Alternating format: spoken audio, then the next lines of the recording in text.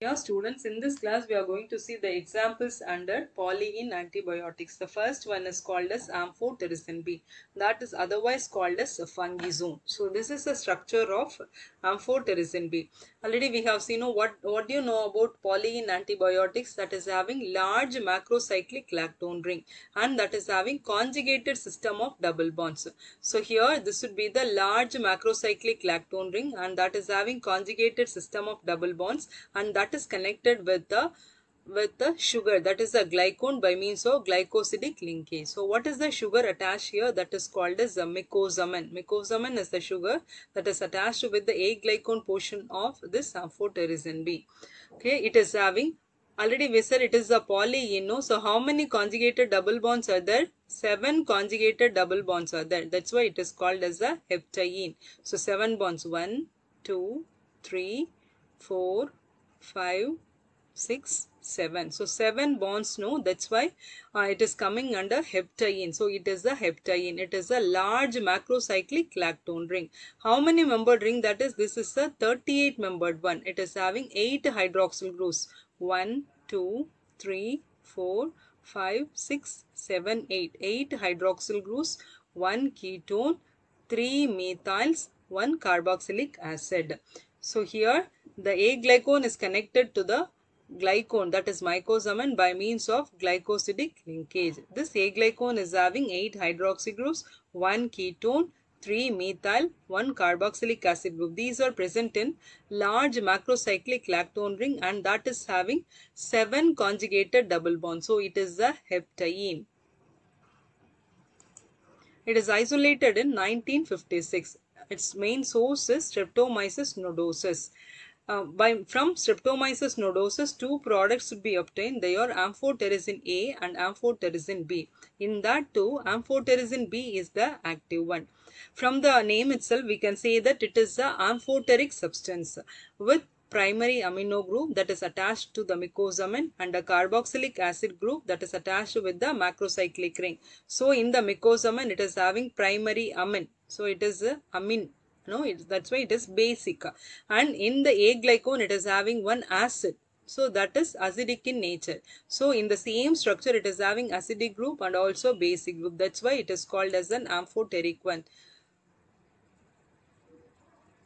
So it is an amphoteric substance with the primary amino group that is attached to the mycosamin ring and the carboxylic acid group that is attached with the macrocyclic lactone ring.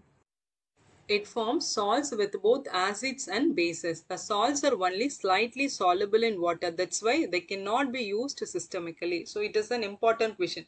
Why amphotericin B cannot be used systemically? Because it is having two groups. One is the amino group that is present in mycosamin ring. Another one is a carboxylic acid group that is present in a large macrocyclic lactone ring. So this forms salts with both acids and bases, and the salts are only slightly soluble in water. That's why they cannot be used systemically.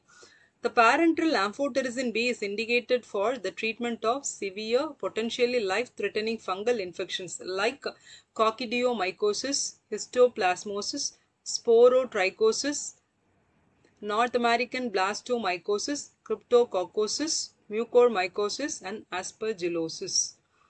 For fungal infections of CNS, that is cryptococcosis, it is mixed with cerebrospinal fluid that is obtained from a spinal tap. Then this solution is re-injected through the tap.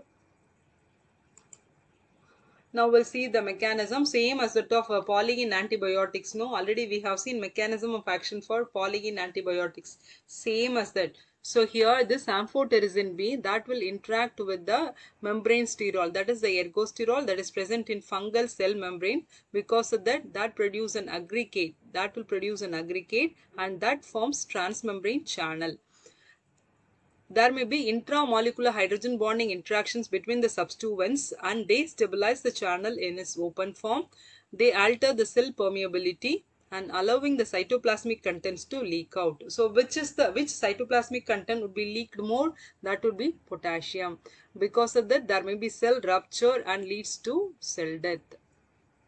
What are the complications of IV administration of amphotericin B? That would be pain at the site of injection and thrombophlebitis. The drug must never be administered intramuscularly. Why? Because of the hemolytic activity of this drug, it should not be administered intravenously. To create the parenteral dose of this drug, it should be stabilized with a buffered colloidal dispersion in micelles with sodium deoxycholate. So this is an important point. So how to prepare a parenteral dosage form of this drug? It should be stabilized as the buffered colloidal dispersion in micelles with sodium deoxycholate. This amphotericin B, for injection, it is supplied as a sterile lyophilized cake or powder that should have 50 mg of this drug with the 41 mg of sodium deoxycholate to be dispersed in 10 ml of water. So 50 mg of this drug with 41 mg of sodium deoxycholate. This infusion providing 0.1 mg per ml, that is prepared by further dilution with 5% dextrose for injection. So here we are not using normal saline because that will break the micelles. It should be mixed with a lipid carrier to counteract the dose limiting toxicity following oral administration. Why it should be mixed with lipid carrier? Because to counteract the dose limiting toxicity following parenteral administration.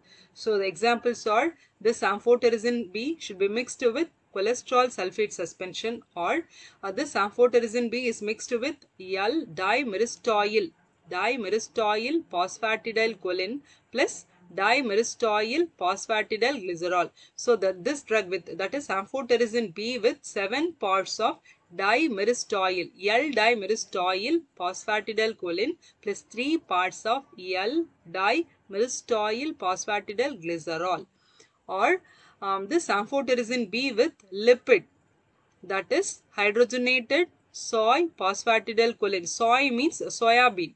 Okay, hydrogenated soy phosphatidylcholine, cholesterol, and distearoyl phosphatidylcholine, that is distearoyl phosphatidylcholine in the ratio 10:5:4, that is 10 for hydrogenated soy phosphatidylcholine, 5 for cholesterol, and 4 for distearoyl phosphatidylcholine.